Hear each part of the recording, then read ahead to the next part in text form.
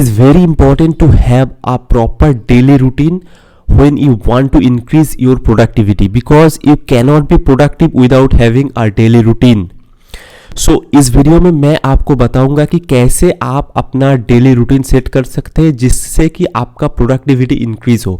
और ये पूरा वीडियो साइंस बैक्ड होगा, ऐसे ही मैं कोई चीज़ यहाँ से वहाँ से उठा के नहीं बता दूंगा आपको, अनलाइक दूसरे यूट्यूबर्स। सो वीडियो को एंड तक ज़रूर देखना और इससे आप अपना पूरा डेली रूटीन सेट कर सकोगे। तो मैं भी पहले कोई ऐसे डेली रूटीन फॉलो नहीं करता था, पर जब से मैंने रियलाइज किया कि having a daily routine is very important, I am implementing it. I am not saying that I have implemented it 100%, but I am implementing it step by step and you should also do that. आप कोई भी चीज़ implement करना चाहते हैं तो उसको आपको step by step ही करना पड़ता है, एक साथ आप पूरा बहुत कुछ चेंज नहीं कर सकते, ठीक है। पर आपको प्रिंसिपल्स अंडरस्टैंड करना बहुत ज़रूरी है।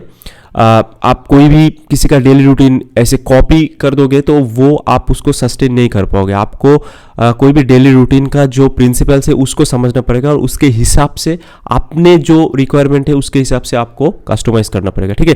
तो यहाँ पे डेली रूटीन को बताने से पहले हमें एक चीज़ समझना पड़ेगा जो कि है सर्केडियन रिदम।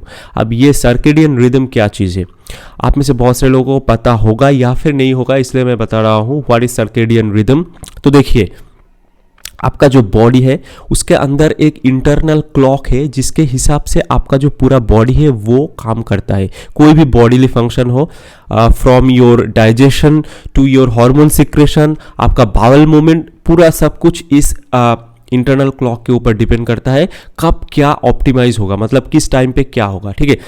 फॉर एग्जाम्पल आप देखना कि सुबह ही आपको बावल मूवमेंट आता है, रात को आपको नहीं आता, तो ये इंटरनल क्लॉक के हिसाब से होता है, ठीक है।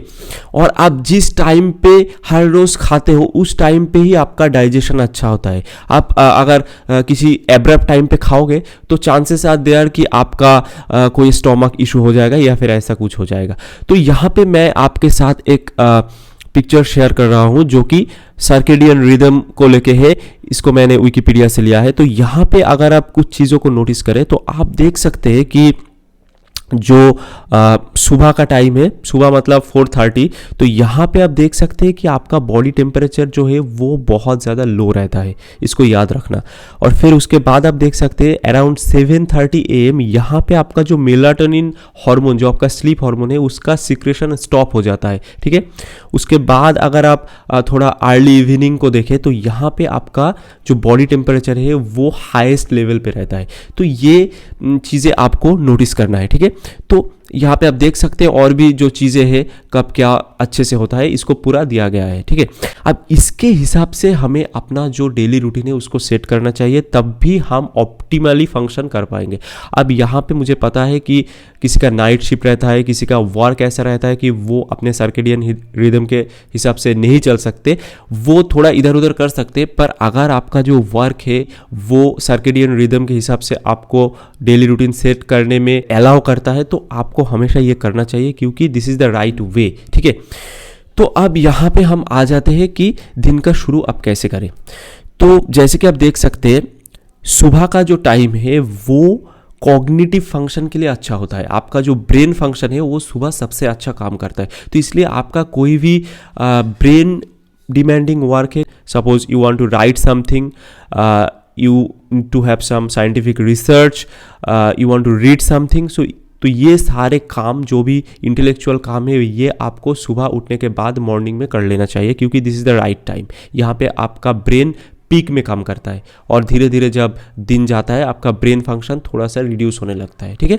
तो this is the best time for intellectual works.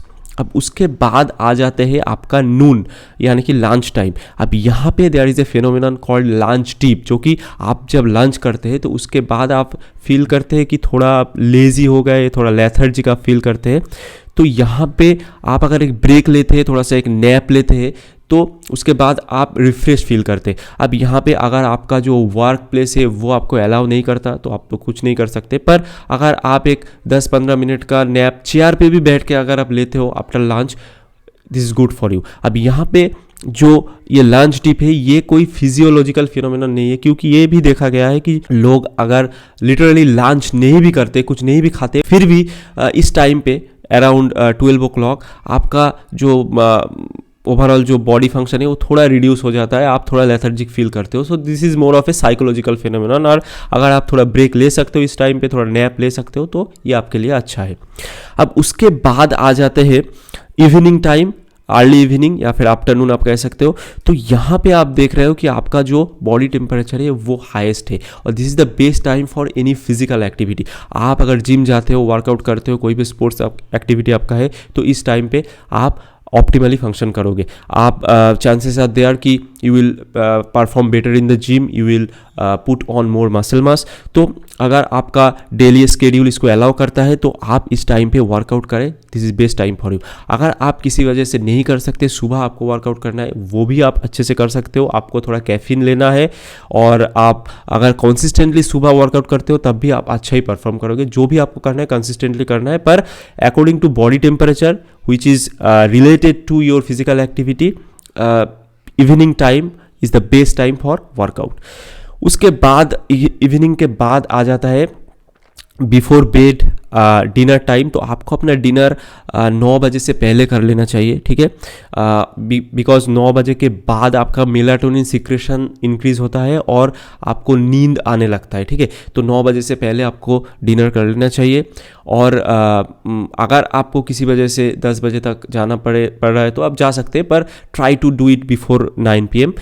फिर उसके बाद बिफोर बेड आपको क्या करना है, आपको जो सारे अपने इलेक्ट्रॉनिक डिवाइसेस है उसको दूर रखना है। आप यहाँ पे कोई लाइट स्टोरी बुक या फिर कोई फिक्शनल कुछ पढ़ सकते हो टू रिलैक्स योर सेल्फ।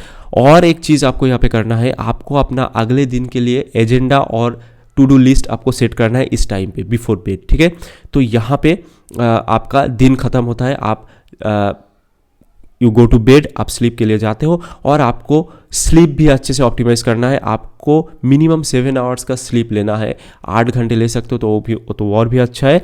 आप जब भी उठते हो आपको ये ध्यान में रखना है कि आपको मिनिमम 7 आवर्स का स्लीप लेना है। उसके हिसाब से आप 5 बजे भी उठ सकते हो, 6 बजे भी उठ सकते हो। कोशिश करें कि 7:30 बजे से पहले उठे, क्योंकि हम देख चुके हैं कि 7:30 बजे क्या होता है, हमारा मेलाटोनिन सिक्रेशन स्टॉप हो जाता है। तो उसके बाद नींद अच्छे से नहीं आएगा, आपका कॉर्टिसोल हार्मोन सिक्रेशन होना शुरू हो जाएगा, आपका नींद अच्छे से नहीं आएगा। तो इसलिए ऐसा आपका बेड टाइम चूज़ करें जिसके हिसाब से आप 7:30 बजे से पहले उठ सकते हैं, ठीक है। तो this is the daily routine you have to implement in your life. अब यहाँ पे जो आपका छोटा मोटा काम है, आपका जो स्पेसिफिक काम है, उसको आप अपने हिसाब से एडजस्ट करें, पर ओवरऑल जो भी आपका कॉग्निटिव डिमांडिंग वर्क है उसको आप सुबह रखें, और जो भी फिजिकल वर्क है उसको आप शाम को रखें। और ऐसा डेली रूटीन अगर आप इम्प्लीमेंट करोगे तो आप देखना कि आपका प्रोडक्टिविटी बहुत इंक्रीज हो जाएगा।